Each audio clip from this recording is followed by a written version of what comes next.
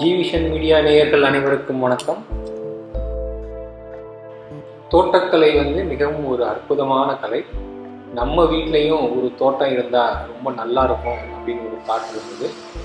So நல்ல பூக்கள், நல்ல பழங்கள், நல்ல காய்கறிகள் இது எல்லாமே நம்ம வீட்டு தோட்டத்தில் வளர்த்தா எப்படி இருக்கும் அப்படின்னு ஒரு பிளான் இருந்தது. ஸோ நம்மக்கிட்ட ஒரு இந்த இடத்துல எப்படி தோட்டம் அமைக்கணுன்றது தான் இந்த வீடியோவில் பார்க்கணும். நம்மக்கிட்ட இருக்க இடத்துல ஏற்கனவே நம்ம தோட்டத்தை எப்படி ஆரம்பிக்கலாம், என்னென்னலாம் செய்யலாம் அப்படின்னு ஏற்கனவே 3 வீடியோ போட்டிருக்கோம். அதை மிஸ் பண்ணியிருந்தீங்கன்னா கீழே இருக்க டிஸ்கிரிப்ஷனில் லிங்க் கொடுத்துருக்கேன், அதை நீங்கள் பார்க்கலாம்.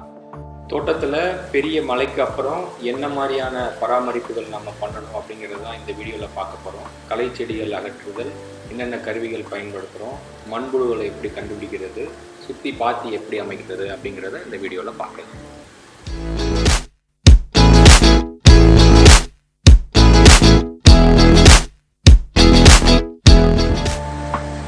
நல்ல நீர் பெருகுச்சுன்னா நல்ல தாவரங்கள் வளரும்னு தெரியும் நமக்கு. ஆனால் ஓவர் மழையாயிடுச்சுன்னா அதுவே தாவரங்களுக்கு இடைஞ்சலாகவும் இருக்கும்.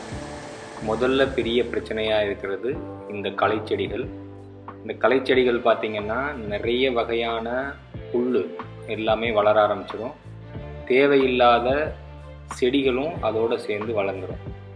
உதாரணத்துக்கு பார்த்திங்கன்னா கோரைப்புல் வளரும், அருகம்புல் வளரும். இது எல்லாத்தையும் சரியான நேரத்தில் வெயில் வர்றதுக்கு முன்னாடியே அகற்றிடணும். அப்படி இல்லைன்னா அது நிறைய விதைகளை உருவாக்கி அது நிறையா பரவி உங்களுடைய தோட்டம் முழுக்க வெறும் புல்லாக மாறிடும். கொஞ்சம் ஈரப்பதமாக தரை இருக்கும் பொழுதே நம்ம அந்த புல் எல்லாத்தையும் வேரோடு பிடுங்கிடணும். கொஞ்சம் கஷ்டமாக தான் இருக்கும், ஆனால் இப்படி நீங்கள் வேரோடு பிடுங்கினீங்கன்னா தான் அடுத்து வளராமல் இருக்கும். தேவையில்லாத புல், உங்களுக்கு எந்தெந்த புல்லெல்லாம் தேவையில்லை அப்படின்னு நினைக்கிறீங்களோ அது எல்லாத்தையுமே நீங்கள் இந்த மாதிரி வேரோட பிடுங்கி அகற்றிடலாம். சில சமயங்கள் நமக்கே தெரியாமல் நல்ல செடிகளும் வளர்ந்துடும். உதாரணத்துக்கு அருகம்புல் அது வளரலாம், அதே மாதிரி தூதுவளை செடிகள் வளரலாம். ஸோ அதெல்லாம் மணத்தக்காளி செடிகள் வளரலாம். ஸோ இதெல்லாம் வளர்ந்துருந்ததுன்னா நீங்கள் அதை அப்படியே விட்டு வைக்கலாம். இப்போ மொத்தமாக பார்த்தீங்கன்னா தேவையில்லாத களைச்செடிகள் எல்லாத்தையும் அகற்றியாச்சு. கிட்டத்தட்ட இது எப்படியும் ஒரு 6-7 கிலோ வரைக்கும் தேரும். இது பக்கத்தில் ஏதாவது மாடு ஆடுகள் இருந்ததுன்னா நீங்கள் அதுக்கு உணவாக கொடுத்துடலாம், வேஸ்ட் பண்ண தேவையில்லை. கண்டிப்பாக இது எல்லாத்தையும் நீங்கள் அகற்றிடுங்க.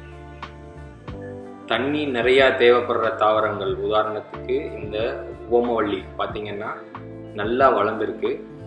ஏற்கனவே நம்ம இது வைக்கும்போது எப்படி இருந்தது அப்படிங்கிறத நீங்கள் இந்த வீடியோவில் பார்க்கலாம். ரொம்ப சின்ன செடியாக தான் நம்ம வச்சோம், ஆனால் மழைக்கு அப்புறம் நல்லா செழிப்பாக வளர்ந்துருச்சு.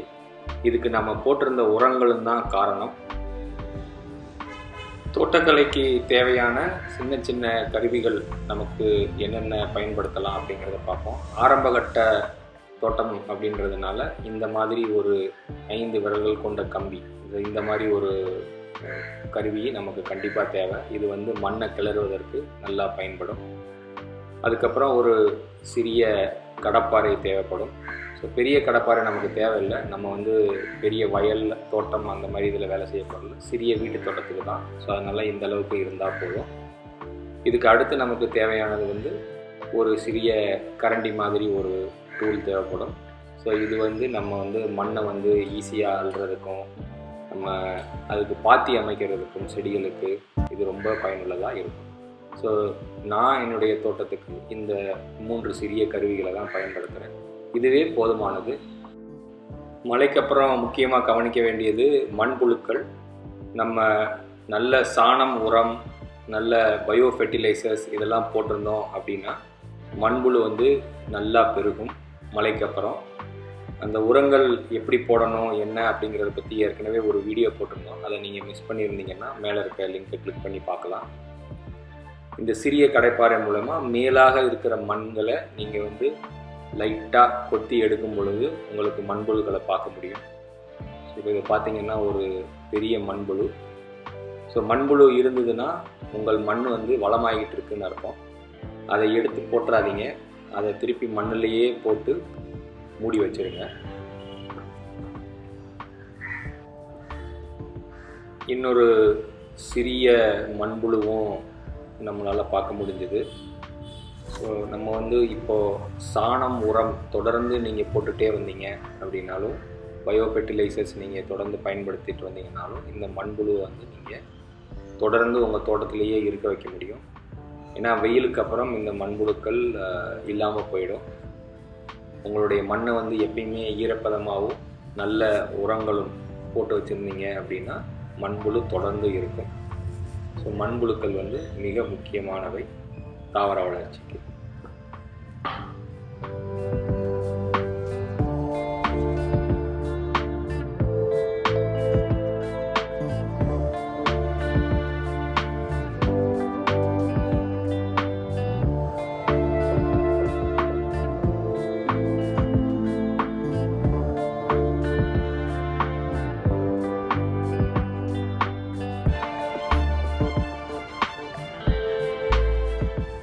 நாம் ஏற்கனவே சொன்ன மாதிரி இந்த சிறிய மண்புழுவையும் அதே மண்ணிலேயே மண்ணை போட்டு நல்லா மூடி வச்சிடலாம். அதுக்கு மேலே நம்ம வந்து சாணத்தையும் உரமாக போட்டோம்னா தொடர்ந்து அந்த மண்புழு அங்கேயே வளர ஆரம்பிச்சிடும்.